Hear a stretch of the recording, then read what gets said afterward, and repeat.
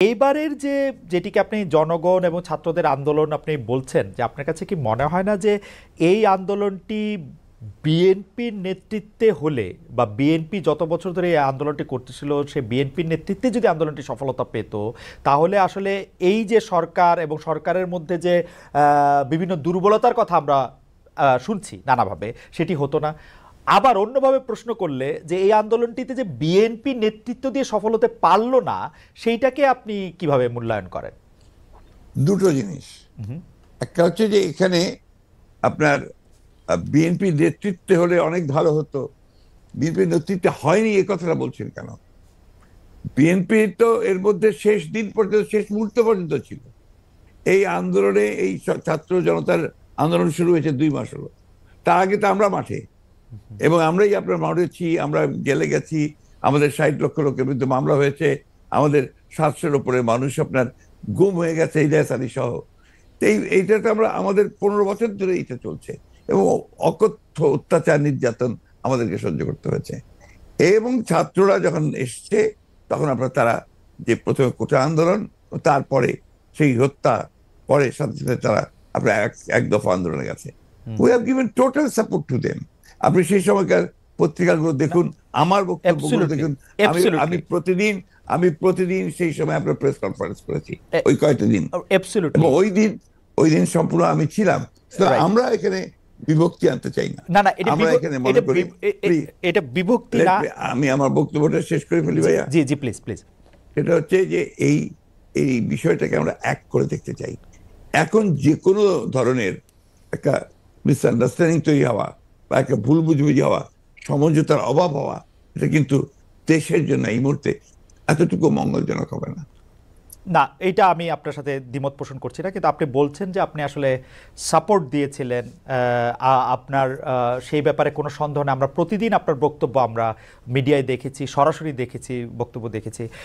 আমার প্রশ্ন, আপনারা তো সাপোর্ট দিয়েছিলেন, কিন্তু লিডারশিপটা ছিল যে আসলে ছাত্রদের হাতেই, তাই তো? মানে এটা এই জায়গাটাতে আপনি যাচ্ছেন কেন? আমরা তো লিডারশিপ, এখানকার লিডারশিপটা আমরা ক্লেম করিনি। আমরা কি ক্লেম করেছি যে আমরা শেষ মুহূর্তের লিডারশিপটা আমরা দিয়েছি? একটা ক্লেম করেছি, করিনি তো। ওটা যাচ্ছেন কেন? আমরা বলছি যে ছাত্ররা শেষ মুহূর্তে, যে আমি তো আমার বক্তব্য বলেছি যে গোল আমরা তৈরি করে দিয়েছি, কিকটা করেছে ছাত্ররা। ওকে, আমরা সেটা বারবার বলেছি যে এটা মাঠের মধ্যে বল তৈরি করে দিয়ে গোলের সামনে নিয়ে এসেছি আমরা, তারা কিক করেছে, সেভাবে ফ্যাসিস্টের কাছে। পয়েন্ট। আপনার কাছে কি মনে হয় যে ওই সময় যে সরকারটি গঠিত হলো, অর্থাৎ শেখ হাসিনা পালিয়ে যাওয়ার পরে যে সরকারটি গঠিত হলো, সেই সরকারটি গঠনের পরে যে সেই সরকারে কি আপনাদেরও থাকা উচিত ছিল? আপনার মনে হয় এরকম যে মানে এটা একটি জাতীয় সরকার? না, আমি প্রায় এই ব্যাপারে আমি খুব পরিষ্কার কথা বলি যে আমরা এই সরকারে থাকতে চাইনি। কারণ আমরা মনে করেছি যে মূল বিষয়টা যেটা থাকবে সেটাকে আপনার নিরপেক্ষ, নির্দলীয় হলে সব দিক দিয়ে ভালো হবে। সেই কারণেই আমরা ওইভাবে কোনো পলিটিক্যাল গভর্নমেন্টের সময় আসুক সেটা নিয়ে আমরা কোনো কথা বলিনি, বরঞ্চ আমরা এই গভর্নমেন্টকে তৈরি করার ব্যাপারে আমরা সহযোগিতা করেছি। নির্দলীয় নিরপেক্ষ থাকুক সেটি আপনারা চেয়েছেন। এই প্রশ্নতে পরে আসছে, ডক্টর মোহাম্মদ ইউনূস এই সরকারের প্রধান হবেন, এটি বাছাই কি আপনাদের ভূমিকা ছিল? অবশ্যই, আমরা সবাই মিলিত আমার কথা বলেছি, ছাত্ররা বলেছে। কারণ আমাদের সামনে অপশন তো খুব কম ছিল যে কয়জন ব্যক্তি সারা দেশে সর্বজনপ্রিয় হবে অথবা আপনার সকলের কাছে গ্রহণযোগ্য হবে, তার মধ্যে ডক্টর ইউনূস ডেফিনেটলি নাম্বার 1। ইতিহাসের খাতিরে একটু জানতে চাইছি, was he the only option? No, not necessarily only option, but he was the number 1 option. এবং আপনাদের মাধ্যমে সেটা টেবলড হয়েছিল? ডেফিনেটলি, ওরা ছাত্ররাও করেছে, দিয়েছে, আমরাও দিয়েছি। ওকে, এখন যখন ব্যাপারটা এরকম দাঁড়ায় যে অনেক ক্ষেত্রে আপনি শুনেন যে সরকারের পক্ষ থেকে বিএনপির অনেক সমালোচনা করা হয়, এবং কেউ কেউ এরকম বলতে চেষ্টা করেন যে বিএনপি কোনো কোনো ক্ষেত্রে আওয়ামী লীগের সাথে মিলেও আসলে এই সরকারকে একটু চাপে রাখতে চায়। সেই ব্যাপারটাকে তাহলে আপনি আসলে কিভাবে দেখেন? কারণ আপনি দেখুন, আমি খুব খুশি হতাম আপনি যদি মোর পলিটিক্যাল সাইডগুলোতে যেতেন। জি, আপনি এমন কতগুলো ব্যাপার নিয়ে আসছেন যে বিষয়গুলো কিন্তু আপনার, আমি মনে করি যে এই মুহূর্তে এই দেশের জন্য এই বিষয়গুলো খুব একটা ইম্পর্টেন্ট না, বরঞ্চ ক্ষতিকর। ওকে, আমি খুব ক্যাটেগরিক্যালি বলতে চাই আপনাকে জি যে এখন আমাদের সামনে যে বিষয়টা সবচেয়ে বড় প্রয়োজন জি বলেন সেটা হচ্ছে কি? সেটা হচ্ছে যে একদম peaceful transition two democracy. And এটা হচ্ছে সবচেয়ে বড় প্রয়োজন। ওকে, এবং তার জন্য যে সংস্কারগুলো করা দরকার সেই সংস্কার করার জন্য সময়টুকু নেওয়া। আমরা ওই দিকে যেতে পারলে আমরা মনে করি যে জাতির যে চ্যালেঞ্জ মোকাবেলা করছে সেটাকে বহুলাংশে সম্ভব হবে আপনার নেওয়া, একই সঙ্গে আমরা সামনের দিকে এগিয়ে যেতে পারবো। তাহলে কি আপনি সংস্কার নিয়ে একটু কথা বলবেন? কিন্তু আমি আসলে সংস্কার নিয়ে যখন কথা বলতে চাই তখন তো আসলে একটা টাইমলাইন আমার জানতে হবে যে আসলে আপনার সংস্কার না, আপনার জানতে হবে, কিন্তু আমি তো দিতে নাও পারি। জি জি জি জি সেটি আপনার জানাটা তো আমার কাছে খুব বেশি ইম্পর্টেন্ট না।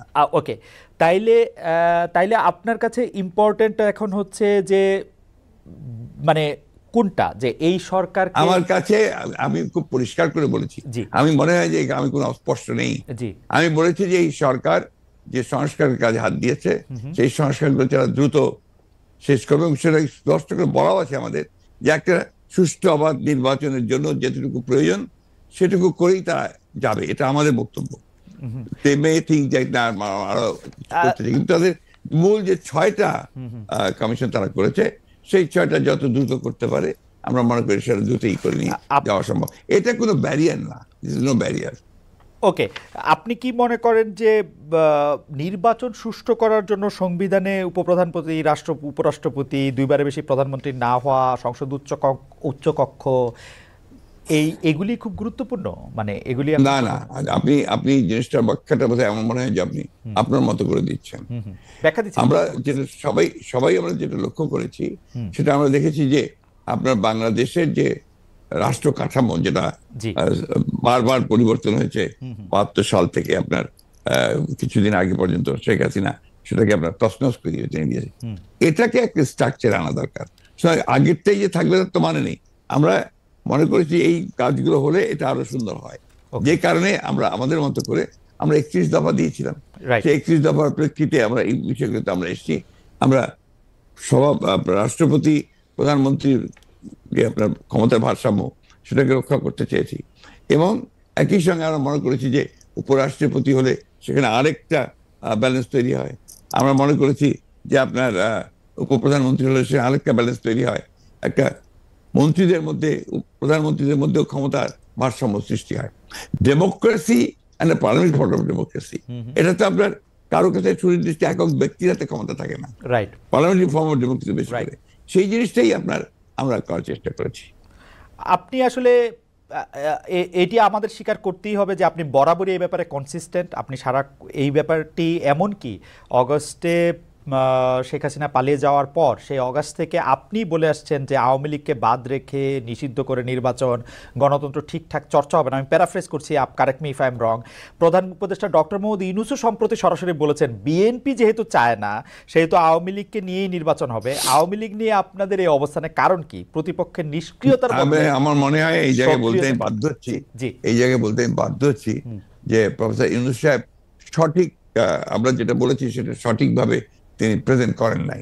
কারণ আমরা চাই, এই কথা আমরা কোথাও বলিনি। আমরা বারবার একটা কথাই বলে এসেছি যে আওয়ামী লীগ একটা রাজনৈতিক দল, সে রাজনীতিতে থাকবে কিনা, নির্বাচন করবে কিনা, it will be decided by the people, not by any particular political party. আমি একটা রাজনৈতিক দল, আওয়ামী লীগ একটা রাজনৈতিক দল। সুতরাং আমি মনে করি এটা আমাদের জন্য শোভনীয় নয়, শালীন নয় যে আরেকটা দল থাকবে কি থাকবে সেই সম্পর্কে কমেন্ট করা। ওকে, পরিষ্কার। নির্বাচনেই সিদ্ধান্ত হবে যে আওয়ামী লীগ থাকবে কি থাকবে না। তাহলে হচ্ছে যে আপনাদের সাথে এইটা নিয়ে ডক্টর ইউনূসের আসলে সেই অর্থে কথা হয় না। আপনি বললেন যে সেটা আসলে হয়তো ওনার কাছে ভুল উপস্থাপন করা হয়েছে বা উনি ভুল বুঝেছেন। আমি জানি না উনি কিভাবে বলেছেন, এটা ওনার বক্তব্য, কিন্তু আমরা এই ধরনের কোনো বক্তব্য দেইনি। দর্শকদের মধ্যে অনেকেই একটি প্রশ্ন করছেন, একটু যেটি হচ্ছে যে আপনি গত 15 বছরের, বা যদি আমি বলি যে শেষ 7-8 বছরে আপনি অনেক বেশি যার সাথে মাঠের রাজনীতিতে আপনার কথার লড়াই হয়েছে